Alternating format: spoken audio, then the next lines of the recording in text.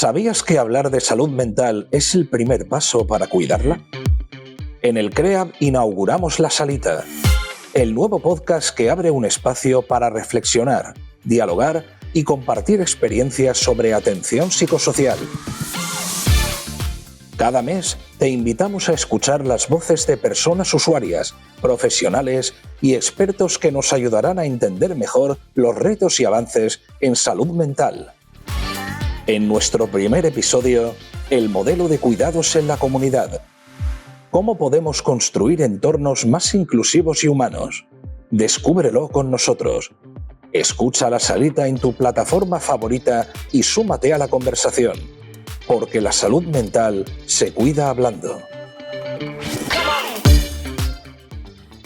Buenos días o buenas noches, según a qué hora nos estés escuchando. Bienvenidos y bienvenidas al podcast que inauguramos hoy, el podcast La Salita, que inauguramos en el Centro de Referencia Estatal de Atención Psicosocial para Personas con Trastorno Mental Grave del IMSERSO. El IMSERSO tiene una red de centros de atención a la discapacidad y dependencia, de los cuales 9 somos centros de referencia estatal, cuyos fines principales son la investigación y la innovación para mejorar los recursos de los servicios sociales españoles, en concreto salud mental, en nuestro caso, de atención a la salud mental, para la rehabilitación psicosocial de las personas con sufrimiento psíquico.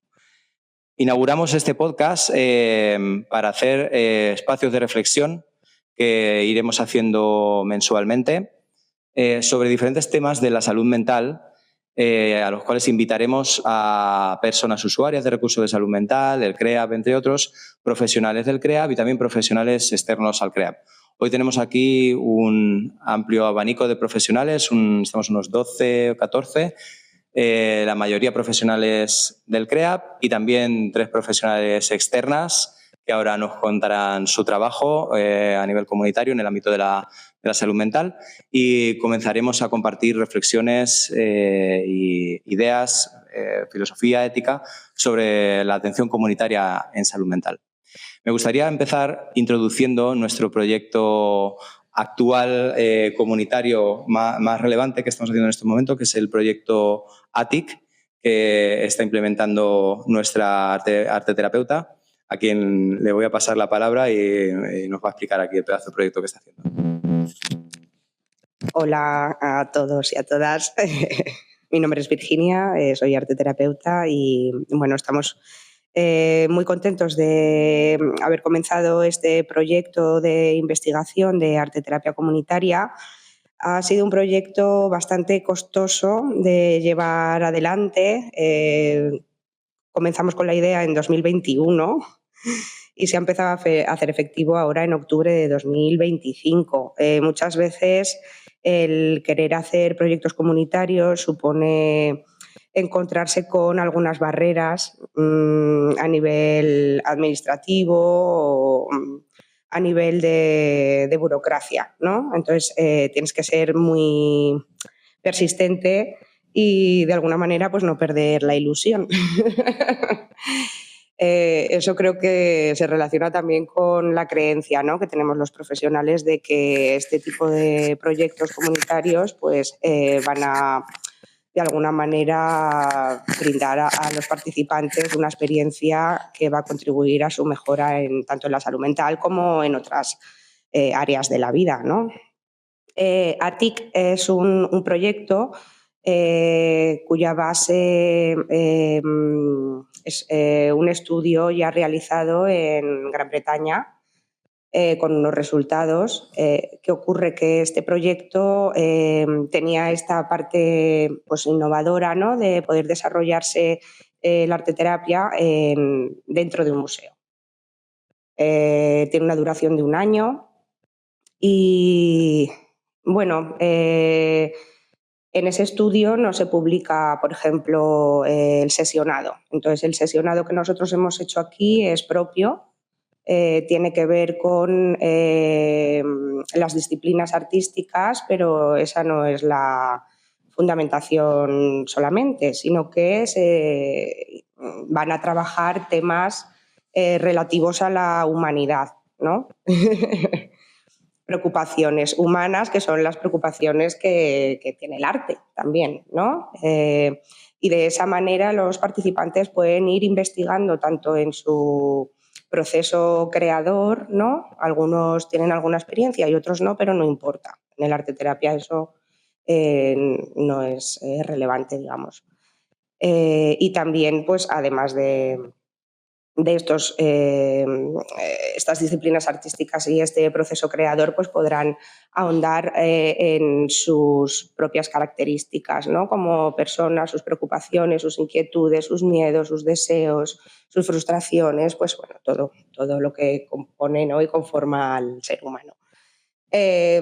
Como os decía, tiene una duración de 12 meses y bueno, la idea es que luego este proyecto se va a replicar, ¿no? Si hay interés en otros centros con otro tipo de personas, ¿no? En la geografía española, pues para realmente conocer si tiene un impacto, ¿no? Este tipo de intervención y qué tipo de impacto tiene.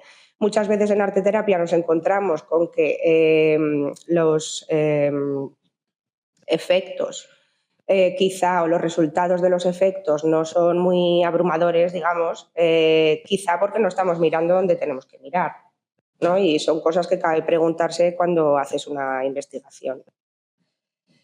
Y bueno, como hay unas compañeras aquí del Museo de Prehistoria que creo que han llevado a cabo un proyecto similar, ¿no? Os voy a pasar para que nos contéis. Gracias. Bueno, primero de todo, yo soy Cristina, trabajadora social del SACEM de Valencia, y un poco lo que quería comentar es que nosotras llevamos a cabo, luego ahora le paso el micro a Begoña, que es del Museo de Prehistoria, pero eso es por contextualizar un poco y saber cómo ha surgido esta relación entre el SACEM y el Museo de Prehistoria. Desde el SACEM llevamos un grupo de paseos, no es un grupo de paseos cualquiera, es un grupo de paseos comunitarios desde donde el cual la otra compañera Luisa y yo intentamos vincular a las personas a las que atendemos con los recursos de la comunidad que pueden protegerles en un momento dado, porque creo que estamos aquí porque pensamos que la comunidad cuida, la comunidad protege. Y en ese contexto de paseos comunitarios surgió la oportunidad de empezar a tener una relación con el Museo de Prehistoria de Valencia, porque tienen un lema que es el museo fuera del museo. Empezamos una serie de contactos y visitas y ahí fue, y desde el museo nos explicaron un proyecto que tiene, el proyecto Barri. Y en fin, ahora le paso el micro a Begoña para que continúe explicando un poco esto. Hola, buenos días. Yo soy Begoña Soler, soy conservadora del Museo de Prehistoria de Valencia, de formación arqueóloga. Y en el año 2017, mi compañero Antonio Vizcaíno y yo, y todo el departamento de difusión del museo, empezamos a trabajar en un proyecto que denominamos Proyecto Barri. Y empezamos a trabajar en este proyecto porque hicimos una consulta, una noche de los museos, que es una noche en la que tenemos más de 700 visitantes, y nos preguntamos quién venía a visitarnos. Y nos dimos cuenta que la gente del barrio no venía a visitarnos. Entonces empezamos este proyecto, un proyecto comunitario, desde la perspectiva de que el museo ha dejado de ser ese espacio cerrado con vitrinas a las que uno accede, mira y se va, y trabajamos desde el punto de vista de la museología crítica, la museología comunitaria, y intentamos hacer del museo un espacio abierto al barrio y que el museo sea un centro de cultura que cualquier persona del barrio pueda utilizar.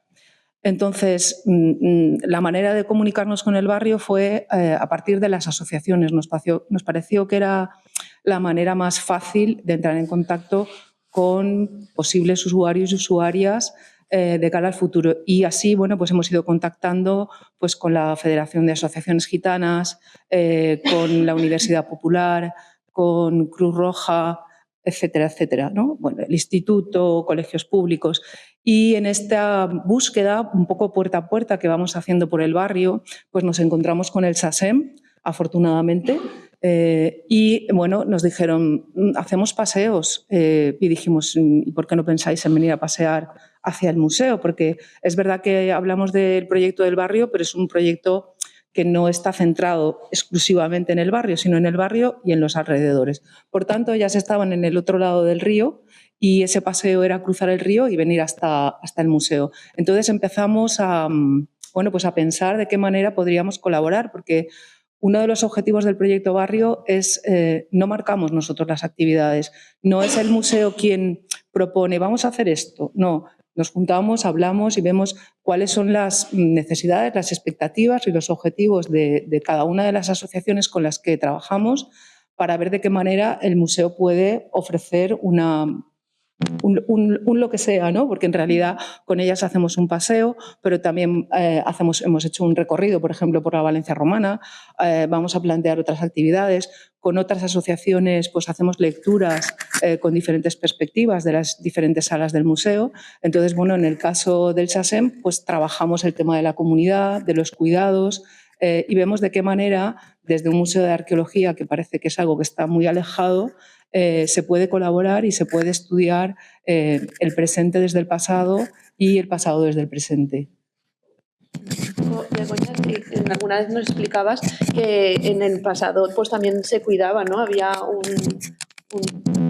Claro, esta es una de las cosas que ponemos en valor. Por ejemplo, pues, en las vitrinas de los museos, y en el caso, en nuestro museo, tenemos ejemplos de cómo las sociedades del pasado se han ocupado de sus semejantes y que en realidad estamos aquí porque en el pasado nos cuidamos unos a otros y estamos, por ejemplo, explicando a través... Este año tenemos un proyecto muy bonito y es que nos vamos a sentar a dialogar delante de una pieza precisamente para hablar de temas tan interesantes como la soledad, como el compartir, como los cuidados y cómo a través de una pieza arqueológica que puede tener X miles de años, podemos interpretar esos cuidados desde el pasado hacia el presente. Y haremos estos diálogos, que así lo hemos llamado, vamos a hacer unos diálogos en torno a estos restos arqueológicos que nos hablan de sociedades del pasado, que vivieron en comunidad como nosotros y que cuidándose entre ellas, pues mostraron esa parte de la humanidad que en realidad es la que ahora estamos reivindicando, ¿no? La de la comunicación, la solidaridad, más allá de las guerras, etcétera, etcétera. Y parece que el conflicto es lo que nos había hecho avanzar. Pues no, ya se demostró que, ¿no?, a partir del estudio de un hueso fracturado y el cuidado de ese hueso fracturado hace cientos de miles de años, pues parece que eso es lo que nos ha hecho más humanos.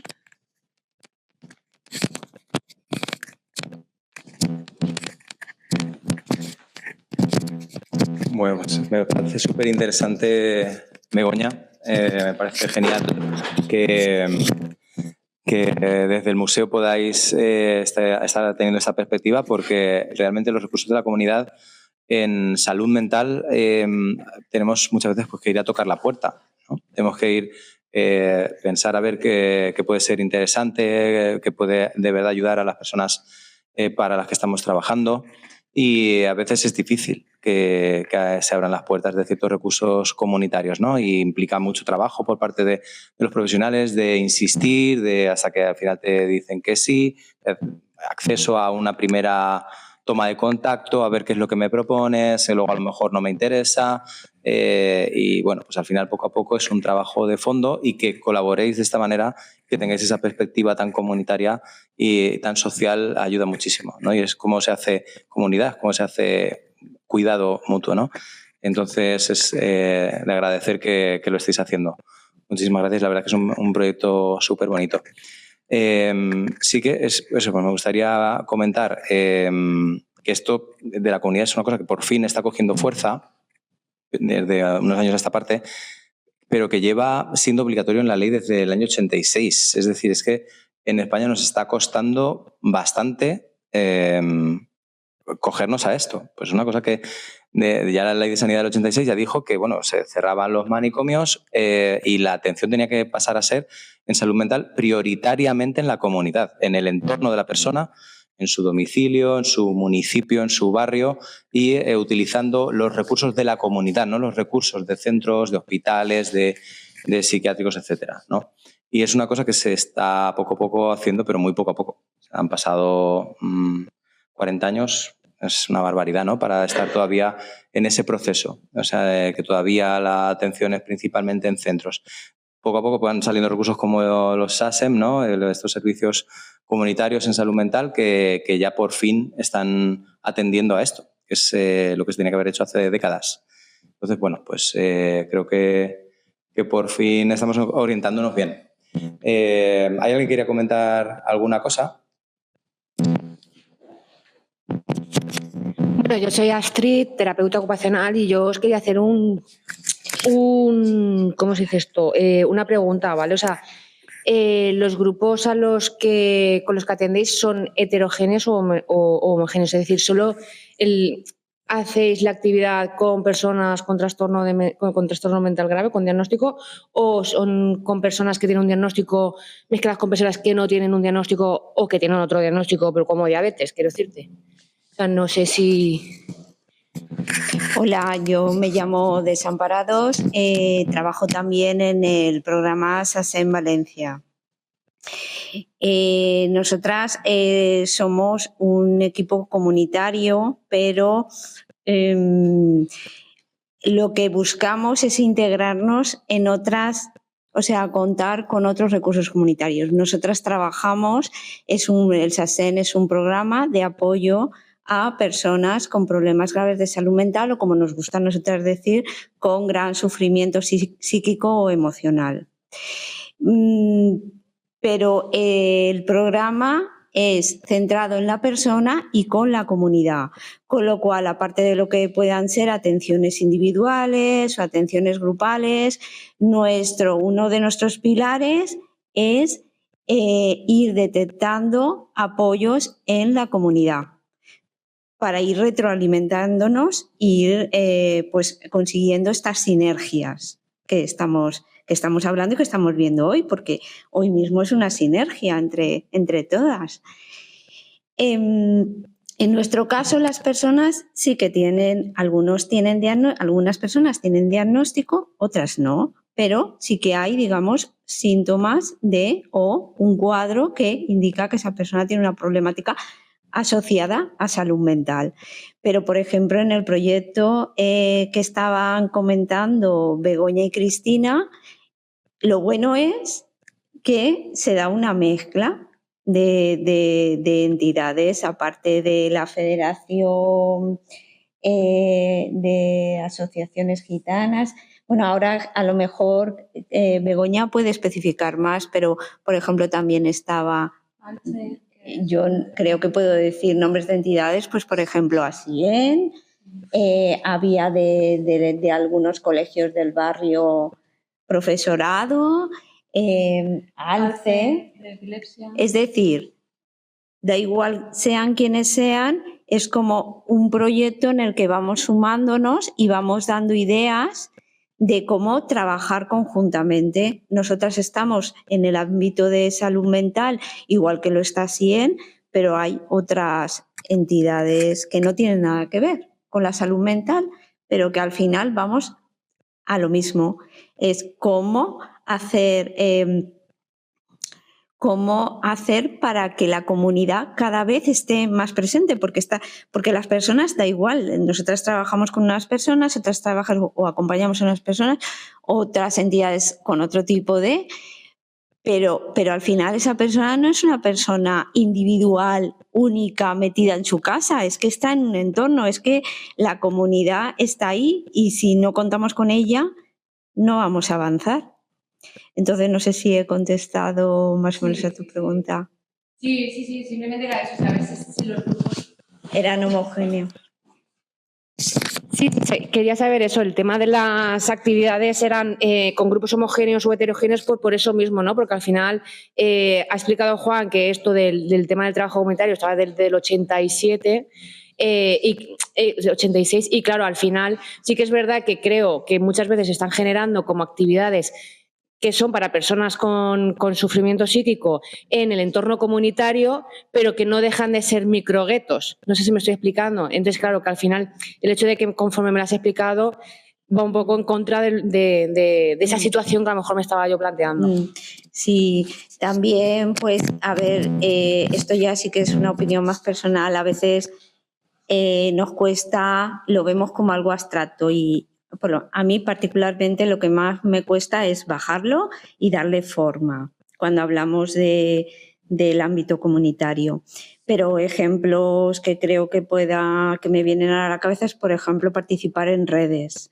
En el barrio de Torrefiel Barona hay una red muy potente y entonces hay un montón de entidades, de administración incluso, administraciones diferentes y bueno, todas se reúnen y nos reunimos porque nosotras también formamos parte de esa red una vez al mes para comentar un poco todas las ofertas, posibilidades para el mes siguiente. Pues vamos a hacer tal. Y luego una vez al año se hace una actividad conjunta que es una semana completa de actividades a nivel conjunto. Pues son proyectos que lo que fomentan es eso, la diversidad.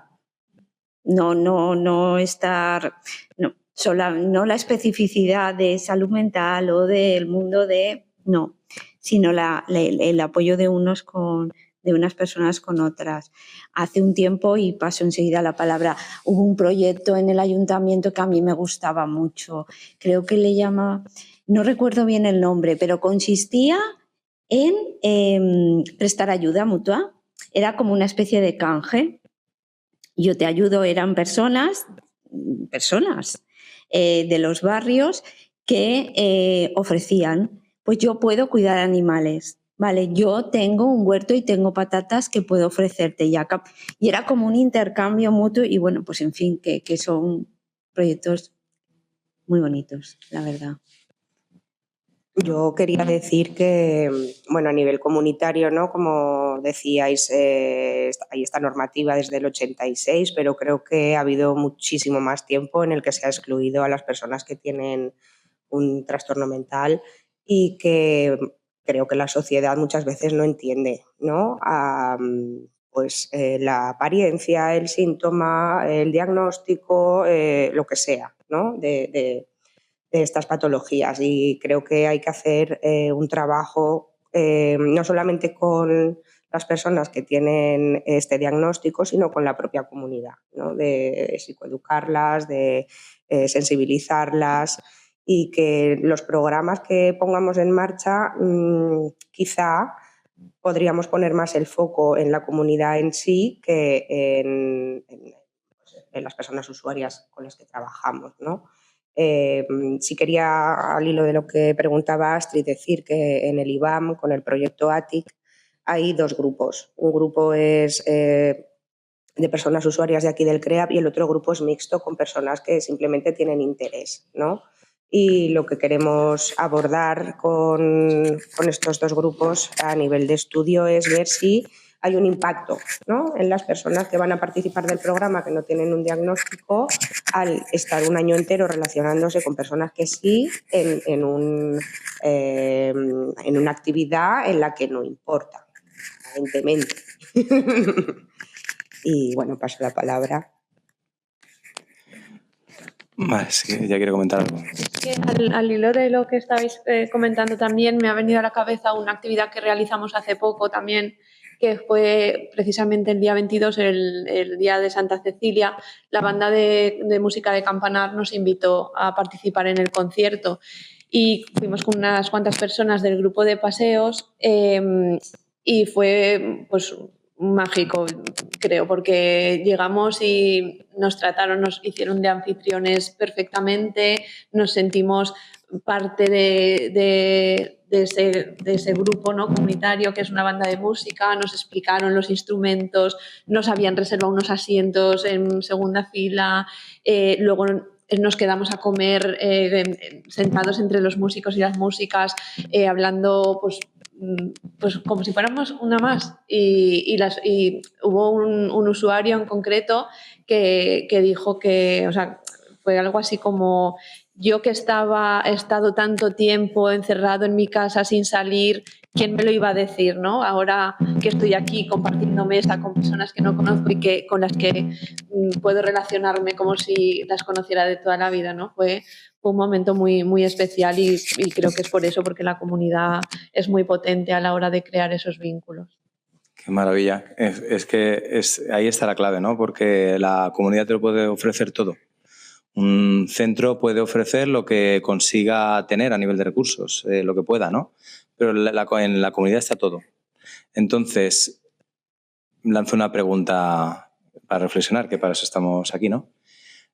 A estas alturas, 40 años después de la ley que dijo que había que trabajar en la comunidad, en salud mental, ¿no? ¿Para qué sirven los centros? Que a ver quién se anima a hablar de esto. ¿Para qué sirven los centros hoy en día? Si tienen una utilidad, ¿no? ¿Cuál pensáis que puede ser? Y si no hubiera una utilidad clara o pudiera tener otra, ¿cuál podría ser esa otra o esas otras utilidades, además de las que se le están dando, ¿no? Pero la utilidad actual es la de siempre. Es decir, es atender personas desde la economía del tiempo, ¿no? En vez de desplazarme, al estar aquí, atiendo a más gente en el mismo periodo de tiempo, ¿no? Esa economía de tiempo, de recursos humanos, etcétera, ¿no? Al fin y al cabo, es un poco la naturaleza de los entornos hospitalarios, centros, etcétera. Pero si ya el modelo comunitario hace tiempo que tendría que estar establecido, ¿no? Y que está demostrando muchos beneficios, ¿no? Como lo puede ver todos los que habéis trabajado en el entorno de la persona y que conocéis los beneficios de ese trabajo, pues lo habéis visto en primera persona. Pero es que además las evidencias científicas lo muestran, ¿no? Que la persona consigue un mayor nivel de funcionamiento social cuando su entrenamiento en ciertas habilidades o su apoyo en la inclusión, o sea, apoyo en el uso de recursos, es en el entorno real, no son simulaciones o cuestiones teóricas en aulas o en centros, ¿no? Entonces, me gustaría lanzar estas dos preguntas, a ver quién se anima a ir contestando, ¿no? ¿De qué sirven los centros? Y si pensamos que a lo mejor podrían tener otras funciones, ¿cuáles serían esas otras funciones? No sé, son varias preguntas. Voy a intentar estructurar esto un poco.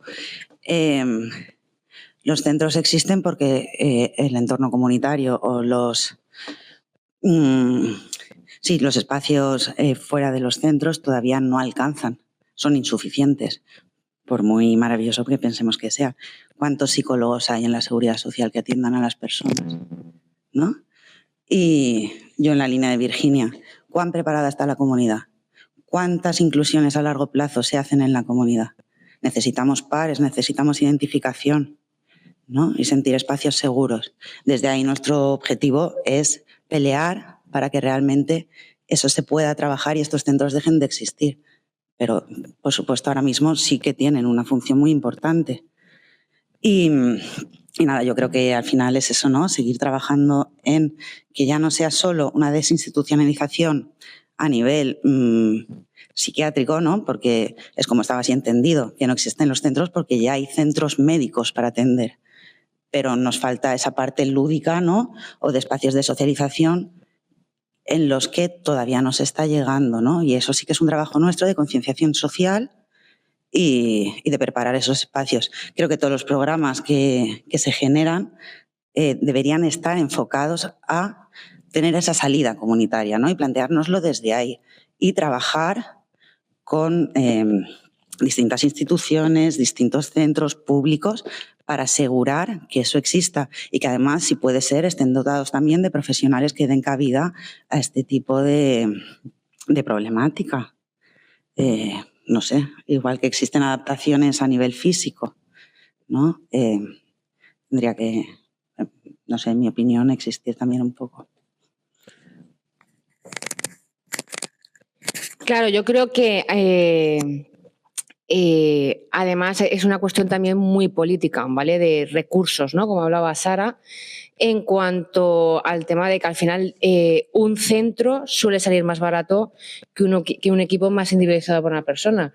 Aunque luego muchas de las políticas o muchos de los discursos vayan dirigidos a esta parte de desinstitucionalización, que en algún momento se tiene que dar, primero porque están habiendo cambios en las dinámicas familiares. Quiero decirte, o sea, antes, ¿vale? ¿no? Lo típico, en el ámbito familiar, la persona, la madre, lo hemos visto hace un ratito en otra reunión, que en un estudio del 2016 las mujeres eran las que cuidaban pues, a la mayoría de los hijos que tienen pues algún tipo de discapacidad. ¿Qué pasa ahora? O sea, cada vez la maternidad se ha retrasado más. Entonces, ese tipo de cuidados ya no lo va a poder ofrecer la madre, porque nos vamos a plantar con niños, con personas adultas de 20 años con unas necesidades muy exigentes y con madres de unos 60 a 65 años, porque la maternidad se está retrasando ya a los 40, 45 años. Por eso es una cosa que se tiene que, o sea, que tiene que haber ese cambio de paradigma social y estructural. Luego, por otro lado, también existe en el comisionado del Observatorio de los Derechos Humanos de las Personas con Discapacidad, ¿vale? O sea, ya indican, también en el 2016 creo que fue, elaborar un informe explicando por qué los centros, o sea, las instituciones, independientemente de que sean macrocentros como que pueden ser más pequeñitos como viviendas tuteladas, son ambientes en los que van en contra de los derechos de las personas, ya sin el matiz de la discapacidad, por una cuestión de que se vulneran sistemáticamente y por una cuestión organizativa esos derechos, ¿no? El de libre movimiento, el de la voluntad, etcétera. Entonces, sí que es verdad que o sea, tenemos que tender a toda esa parte comunitaria y yo creo que estamos en un buen momento porque estamos creando como diferentes programas, diferentes intervenciones también de aquí desde el CREAP que van en esa línea para luego poder demostrar y poder decirles, ¿no? Los políticos que son los que tienen el dinero, oye, es que esto funciona y es que además abarata costes, o sea, es que a la larga abarata costes.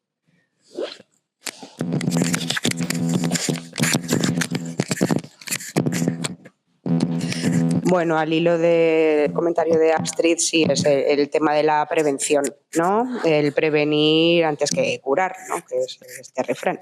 Entonces, un poco contestando la pregunta de Juan de para qué tienen que estar los centros, además de la respuesta que ha dado Sara, que me parece muy coherente, porque todavía no estamos preparados quizá para ese segundo paso, ¿no?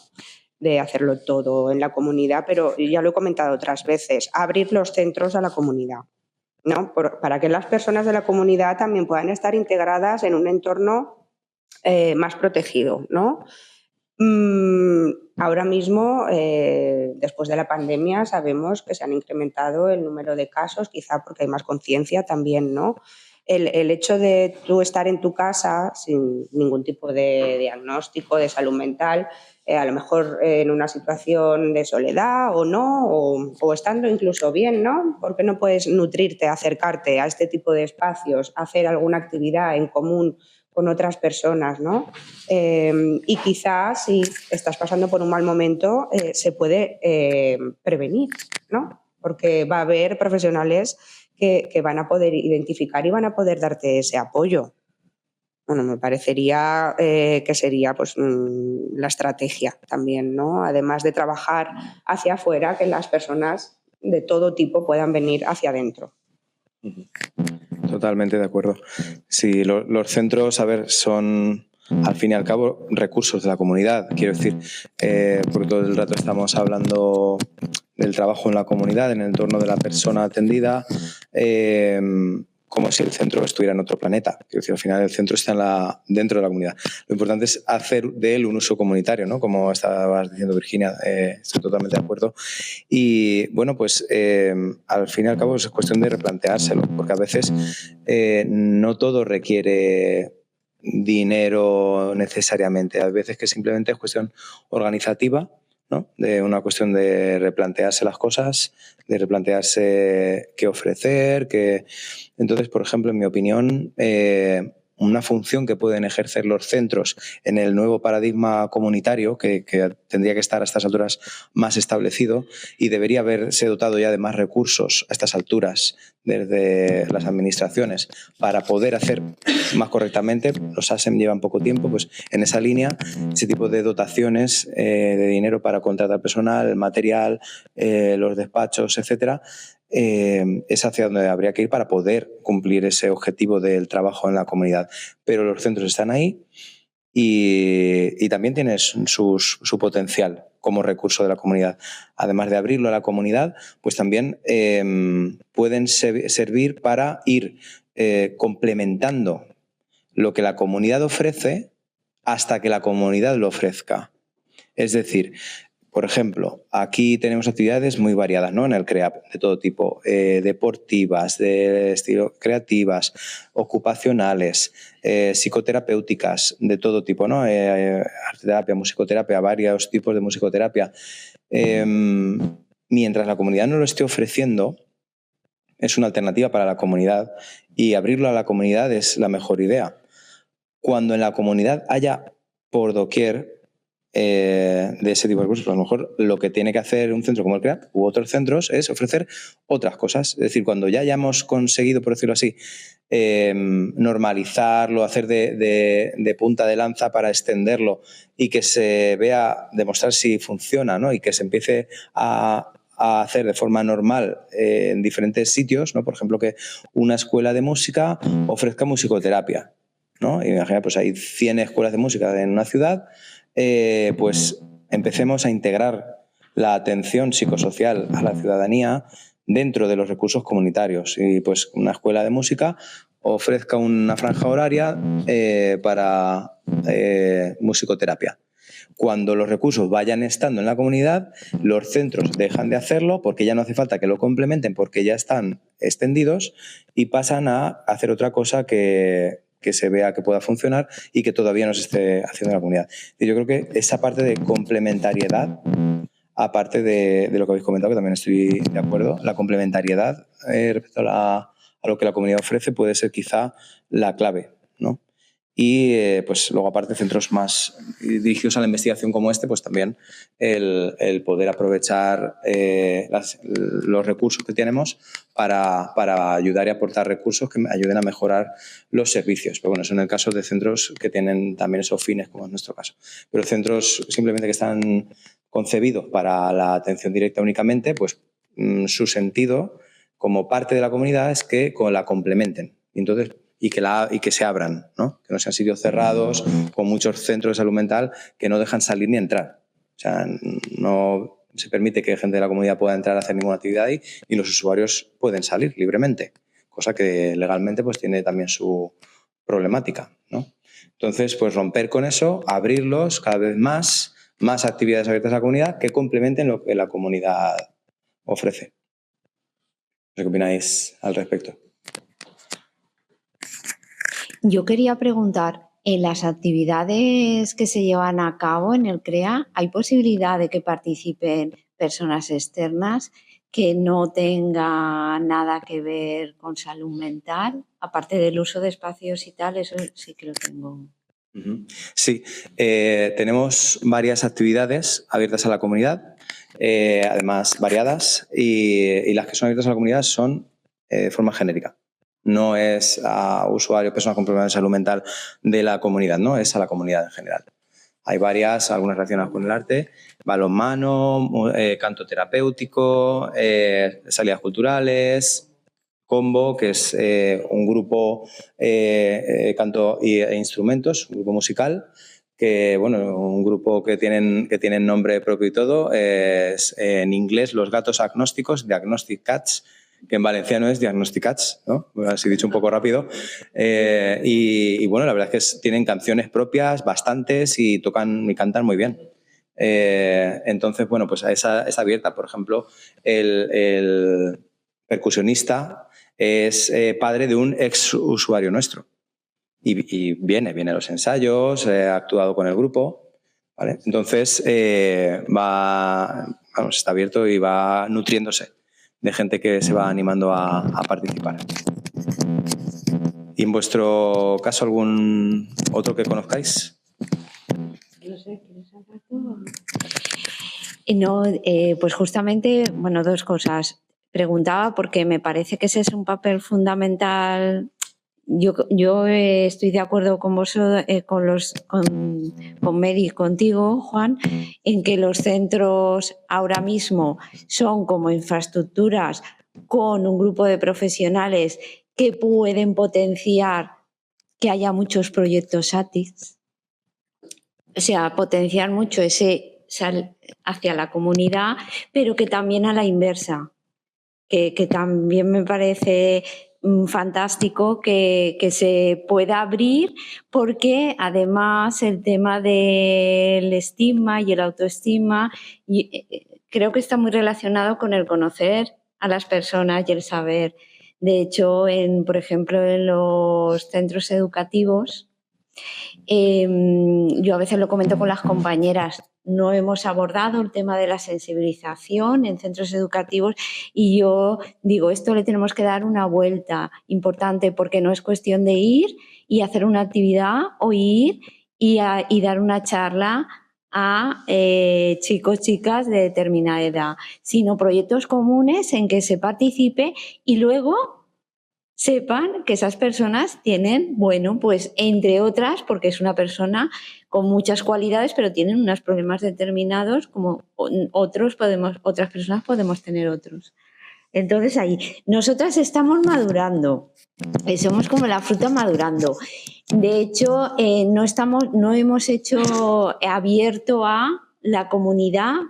Llevamos, por ejemplo, un grupo que nos gustaría que llegue el momento en que en ese grupo, que le llamamos un grupo de escucha y apoyo, esté abierto a cualquier persona de la comunidad. Hasta ahora hemos llegado abierto a familias, personas, usuarias nuestras, allegadas y por supuesto, sin una obligatoriedad. Es tal día, tal hora, en tal sitio. Si quieres, vienes. Si no quieres, por lo que sea, aquí nadie tiene que fichar. Eso podría, lo hemos comentado a veces, el que llegue a un punto de madurez en el que eso esté abierto, pero luego veo también otras dificultades. Bueno, eso es un ejemplo. Pueden haber, bueno, Cristina es una compañera que todo el tema comunitario hay más, pero digamos cada una tenemos unas fortalezas y el tema comunitario, Cristina y otras compañeras, es meta. Y ya no sé lo que iba a decir. Hola, mi nombre es Ana Gómez, yo soy educadora social y estoy trabajando en el servicio de atención ambulatoria de aquí del CREAP. Nosotros hemos sufrido ahora un cambio estructural muy importante en el centro y hemos sido divididos por servicios, ¿no? Entonces, nosotras, por ejemplo, en el equipo de atención ambulatoria, nuestro trabajo principal es en la comunidad. Tenemos perfiles de todo tipo, pero suelen ser personas que pues, no tienen una buena vinculación con el recurso o están más aisladas o tienen objetivos muy específicos para trabajar, como son en el empleo. Entonces, nosotros la mayor parte del tiempo sí que trabajamos fuera. Yo, lo que comentabais antes, ¿no? De para qué sirve un centro, todo esto está muy bien, el centro tiene que abrirse a la comunidad, pero yo creo que también tenemos que hacer un trabajo, porque si no lo hacemos nosotros, no sé si lo van a hacer otras personas, es generar redes.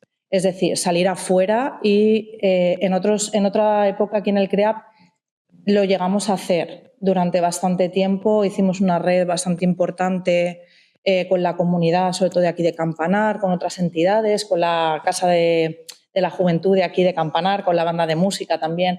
Fue una época muy chula, sí que es verdad que luego, desgraciadamente, la política es como es y a veces pues ¿no? Se te cortan un poco las alas porque de repente cambia el gobierno o lo que sea y ya esos proyectos que estaban en marcha pues se dejan de hacer, ¿no? Ahora como que tenemos un poco la esperanza de que eso se vuelva a retomar ahora, ¿no? Con este nuevo cambio también, porque ahora sí que tenemos a lo mejor un poco más de libertad para eso, pero nuestra idea sí que es verdad, es generar una red, ¿no? comunitaria y para eso nos tenemos que mover, lo tenemos que hacer. Porque si esperamos a que suceda, no va a suceder, pero al final yo creo que no hay mayor lucha contra el estigma que convivir con personas que tienen un diagnóstico en un entorno normalizado, haciendo actividades que no tengan que ver con un centro en sí mismo. Lo que estabas comentando, es que no recuerdo tu nombre. Vale, Desamparados. Es muy chulo el tema de los colegios. Creo que ese trabajo de alfabetización en salud mental se tiene que hacer y no pasa por hacer una charla en un colegio, porque además es que está demostrado que eso no es efectivo contra el estigma.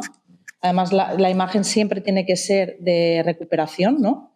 La persona tiene que ser un mensaje de positivo, ¿no? Para que tenga cierto impacto.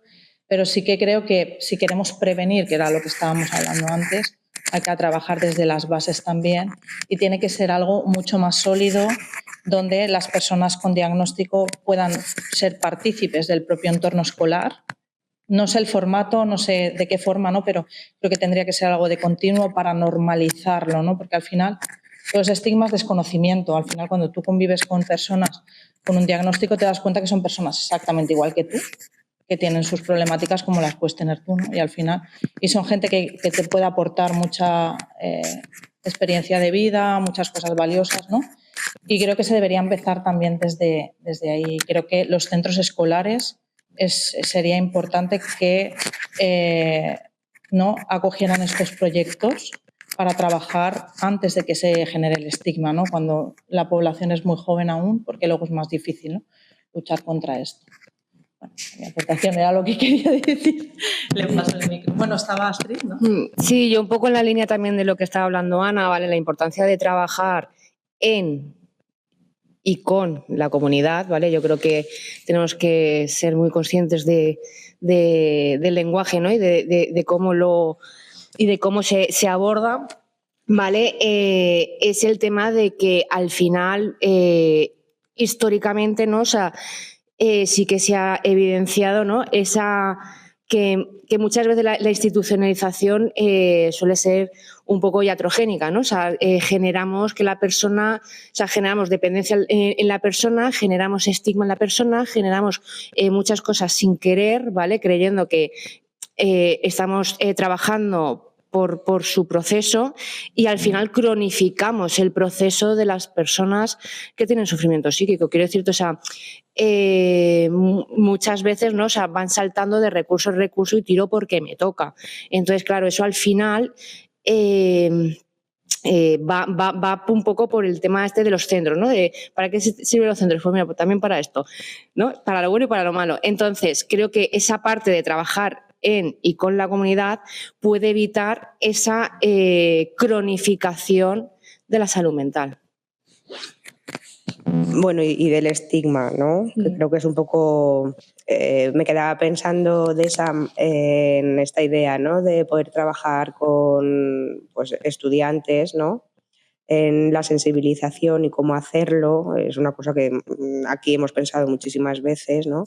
Y bueno, DESAM organizó con el SASEM este año la exposición... Bueno, fuisteis los organizadores con muchos centros. ¿Cuántos éramos? ¿12, 16? Un montón de centros, ¿no? Una exposición artística en las Atarazanas de Valencia, con la cesión del espacio del ayuntamiento, que ya es un logro.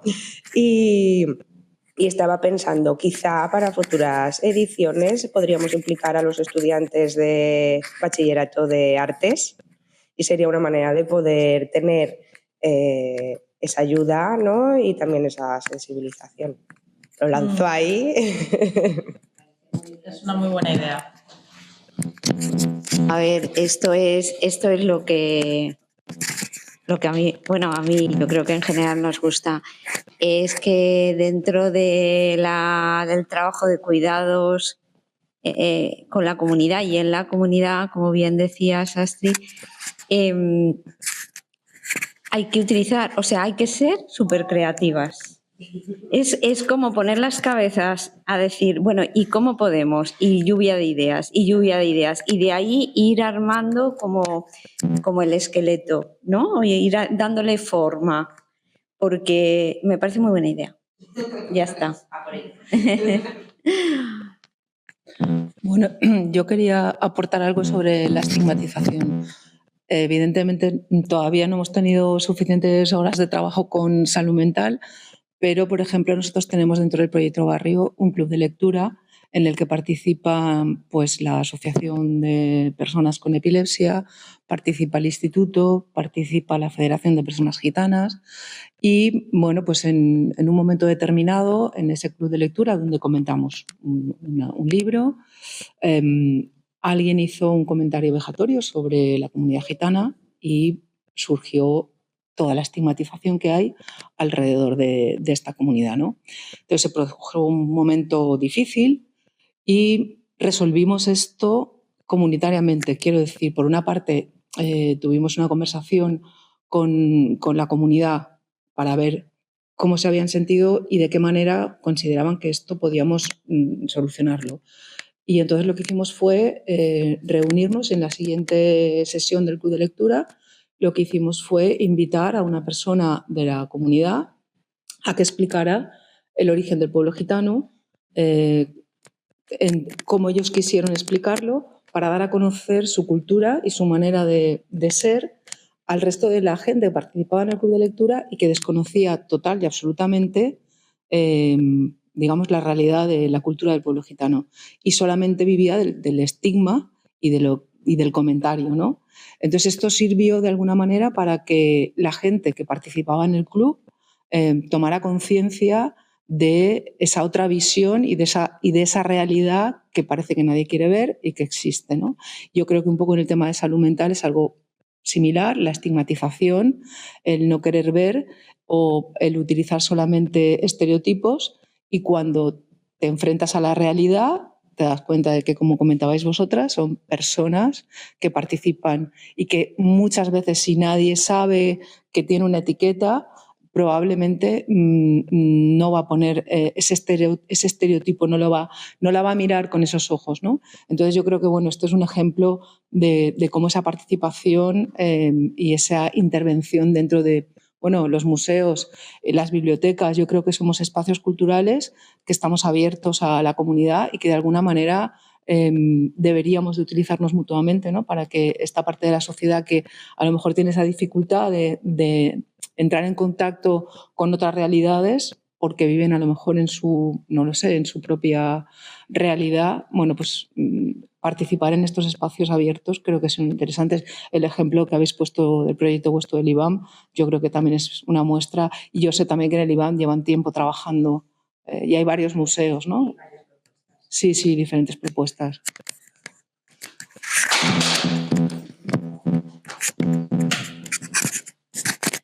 Claro, al final el estigma muchas veces surge, ¿no? como en otras cosas, ¿no? Como en el racismo y demás, surge por el desconocimiento.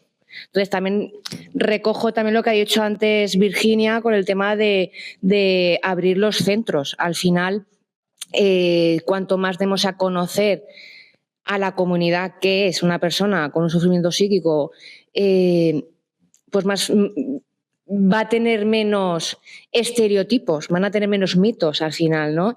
Y luego yo quería abrir también como el siguiente melón, que creo que sí que sé que el programa ATIC va en esa línea, ¿no? El tema estamos hablando de estigma, de la estigma de la comunidad, pero ¿y la autoestigma? Quiero decirte, porque muchas veces, al final, ese mensaje que le da a la sociedad, va calando también las personas usuarias, ¿no? Tengo ahora mismo, estoy atendiendo a una persona que, por ejemplo, me comentaba el otro día que decía, es que yo no me sé relacionar con personas que no tengan diagnóstico. Entonces, como acaba de mencionar Virginia, que explique ella cómo está trabajando todo el tema del autoestigma en el programa ATIC.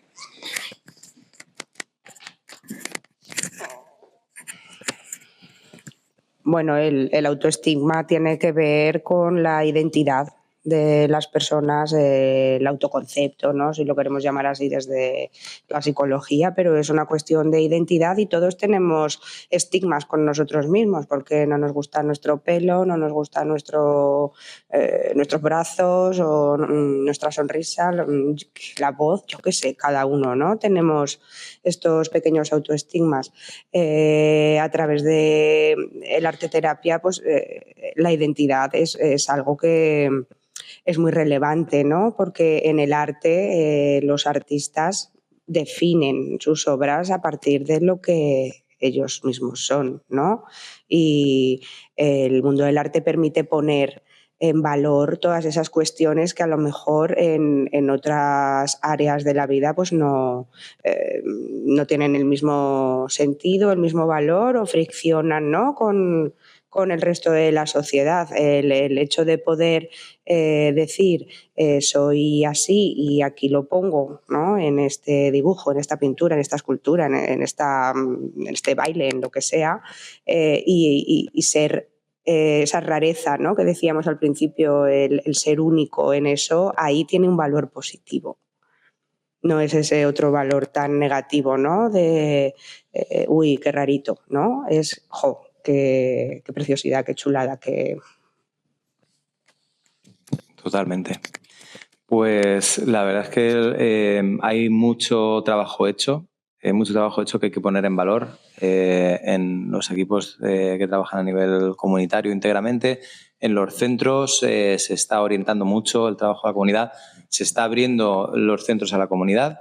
Hay que seguir en esa línea. No todos los centros están trabajando así. Hay centros que todavía arrastran hábitos que deberían estar ya erradicados, que por ley deberían estar ya erradicados porque la ley ya implica que no deberían ni siquiera existir o funcionar como están funcionando. Pero bueno, es una carrera de fondo que puede acelerarse en función también de ciertas acciones de la sociedad, acciones políticas, denuncias, etcétera. El trabajo en la comunidad es fundamental, como todos los que estamos aquí, todas las que estamos aquí, estamos compartiendo, ¿no? Y estamos de acuerdo. Y estoy seguro que en los próximos años vamos a ver novedades interesantes, ¿no? En la medida de lo posible estaría genial poder repetir este tema porque yo creo que se nos quedan cosas en el tintero. Ya estamos llegando al final y vamos a acabar aquí. Pero vamos, estáis invitadísimas. Muchísimas gracias por venir, por vuestras aportaciones valiosísimas, por los proyectos que estáis haciendo. Enhorabuena. Y espero que en otra ocasión podamos volver a compartir un espacio de reflexión en la salita. Y nada, gracias a todas por participar y hasta el siguiente podcast.